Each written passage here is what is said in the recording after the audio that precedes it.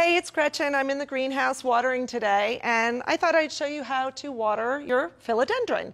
The most important thing about watering is to know when to water. So you want to make sure that your plant is ready to water before you water it fully. With this philodendron, I'm going to touch the top of the soil.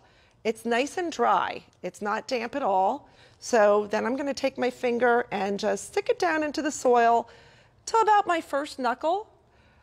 And what I'm feeling for is that it's not cool, it's not damp, it's nice and dry, and when my finger comes out, there's no soil on it. That's how I know that this plant is ready to water. We've been seeing a lot of plants suffering from being watered too frequently, so it's really important that you take that step and make sure that your plant is ready to water. Then you want to take it to the sink and pour water into it freely until water starts coming out the bottom of the drainage holes. And I'm going to just go ahead and make sure the roots are all thoroughly saturated.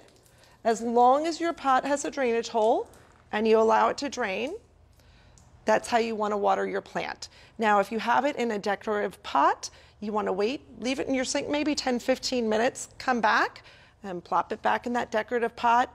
For a plant this size, I would probably be checking this in my home twice a week, and all you need to do is go over and touch the top of the soil. If it's still moist, then just walk away and mentally know, maybe a day or two, check it again. If it's dry, then you're going to stick your finger down again, bring it to the sink, and that's it. So no timetable, just let the plant tell you when to water and make sure you water fully.